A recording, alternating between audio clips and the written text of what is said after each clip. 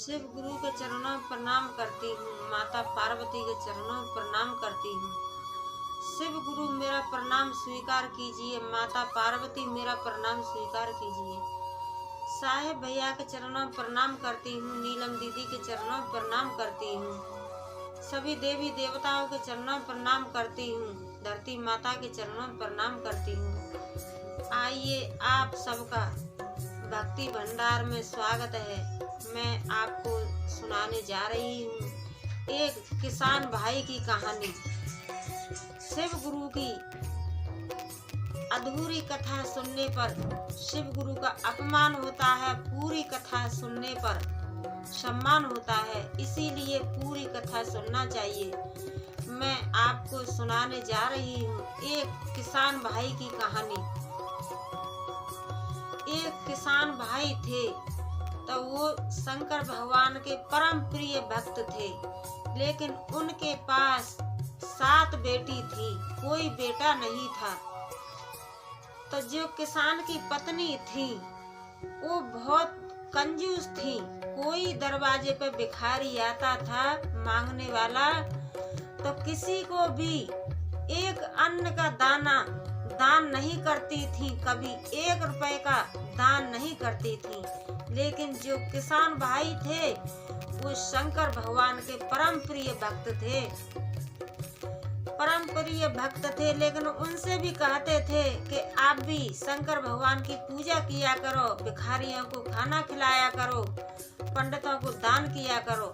लेकिन किसान की जो पत्नी थी वो बहुत घमंडी और बहुत कंजूस थी। वो कभी कुछ दान करना नहीं चाहती थी। तो एक दिन जब उनके पास 7 बेटी थी तो कभी जो राजा सोचते थे तो कहते थे कि मेरे पास 7 बेटी हैं। कहते हैं कि बेटी 160 और फिर भी बाप की नाठ। मेरे एक बेटा के बिना मेरा नाम नहीं चलेगा। मैं क्या करूं? मेरे एक बेटा होता तो मेरा नाम चल जाता। अब मेरी बेटी है, ये बेटी तो पराई है, पराया धन है। बेटियों को तो मेरे को आज नहीं तो कल और कल नहीं तो परसों किसी दूसरे को देना ही होगा। राजा बस यही सोचते थे। और जब शंकर भगवान की पूजा करते थे तो यही कहते थे, हे भगवान एक मेरे को पुत्र दे दीजिए, महादेव एक मेरे को पुत्र दे दीजिए। बस वो इसी चीज की दया मांगते थे, इसी चीज की पूजा करते थे। समय बढ़ता रहा, समय चलता रहा। कुछ दिन बाद शिव शंकर भगवान उसके दरवाजे पे एक भिखारी का रूप रख करके आए तो उसकी पत्नी से भिक्षा मांगने लगे कि माई भिक्षा दे दीजिए। तो जो किसान की पत्नी थी वो कहने लगी कि बाबा मैं क्या भिक्षा दूंगी, मैं किसी बाबा आबा को नहीं समझती हूँ। आप जाइए, दिन में 10 भिखारी आते हैं तो मैं 10 भिखारी को दान दूंगी क्या? मैं किसी को दान नहीं देती हूँ, आप जाइए यहाँ से। तो शंकर भगवान उस दिन चले गए। फिर दूसरे दिन फिर आए, फिर कहने लगे कि माँ कुछ खाना हो तो हमको खाना दे दीजिए, कुछ कपड़ा है तो हमको कपड़ा दे दीजिए। तो फिर कुछ नहीं बोली, अपनी सुनाने लगी, कहने लगी कि साधु मैं क्या बताऊं आपको, मेरे 7 पुत्री हैं, मेरे बेटा नहीं है, मेरा बेटा जन्म नहीं लिया है, मेरे पास 7 पुत्री हैं। तो शिव शंकर भगवान कहने लगे कि तुम कभी भूखों को खाना खिलाती हो, कभी भिखारियों को दान देती हो, कभी पंडितों को दान दिया है तुमने? तो ये सब कहने लगे शंकर भगवान। शंकर भगवान कहने लगे तो बोली कि मैं कभी किसी को कुछ नहीं देती हूँ। तो शिव शंकर भगवान ने कहा कि आप भिखारियों को खाना खिलाओ, पंडितों को दान दो, भूखों को, जिसकी कन्या की शादी है कन्या की शादी में जाइए और उसका कन्या का कन्यादान कर दीजिए। और कहीं रामायण भागवत होती है तो वहाँ जाइए, वहाँ 10-20 रुपए का दान कर दीजिए। आप दान करोगी तो आपके जरूर पुत्र पैदा होगा। तो इतना बात सुन करके किसान की जो पत्नी थी उसे थोड़ा सा लगा कि मैं ये सब करके देख लेती हूँ, शायद मेरे कोई पुत्र जन्म ले ले।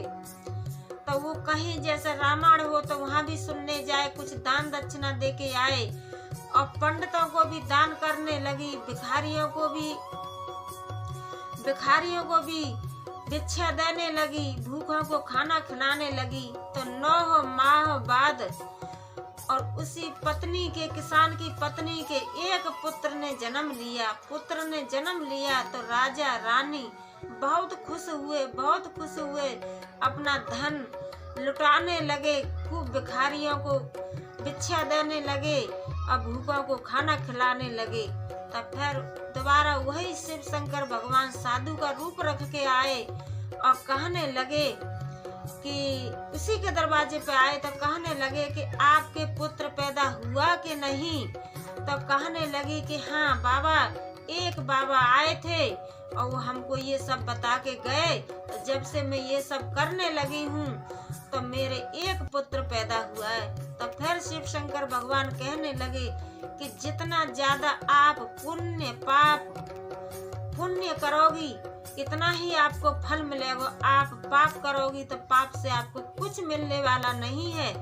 जितनी गांव में कन्या है, कन्या को कन्यादान लेना है, भूखों को खिलाना है, भिखारियों को दान देना है और एक अपने खेतों पे मंदिर बनवाइए, एक धर्मशाला बनवाइए, ताकि गरीबों की बेटियों की शादी होती है, गरीबों की बेटियों की शादी होती है तो उसमें बारात रुकेगी और वहाँ एक नल लगवाइए तो वहाँ प्यासा आदमी जो आएगा पानी पिएगा। जितना आप पुण्य का काम करोगी इतना ही आपके लिए अच्छा होगा। तो शिव शंकर भगवान तो सारा परीक्षा ले रहे थे, लेकिन उसके भी दिल में थोड़ा सा आया कि ये बाबा कोई आम बाबा नहीं है, ये तो कोई मेरे को लग रहा है कि कोई बड़े ही संत महात्मा हैं।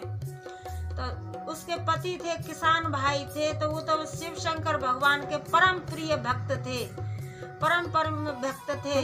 तो जैसे ही किसान भाई बाहर निकले तो शिव शंकर भगवान प्रकट हो गए। तो कहने लगे किसान भाई की पत्नी से कि आपकी भक्ति से मैं प्रसन्न हूँ, जो आपने भक्ति की है उसी भक्ति का फल आपको मिला है।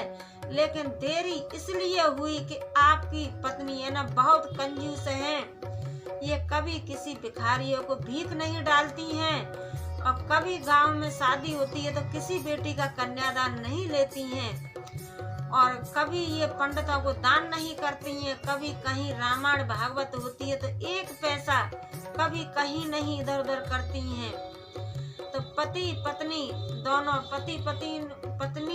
पति ने शंकर भगवान के पैर पकड़ लिए और कहने लगे कि हे गुरुजी, हे महादेव, हम आप आज से दोनों पति पत्नी खूब दान करेंगे, जितना हम पे हो सकेगा इतना हम खूब दान करेंगे।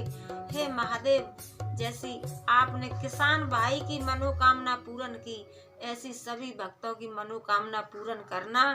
हे महादेव, मेरे शिव गुरु आज भी गुरु है महादेव, सालों से चले आ रहे हैं, हजारों सालों से चले आ रहे हैं, महादेव गुरु हैं। हे महादेव, आपने जैसे किसान भाई की मनोकामना पूर्ण की ऐसी सभी भक्तों की मनोकामना पूर्ण करना। मेरी कहानी को लाइक शेयर सब्सक्राइब जरूर करना। हर हर महादेव।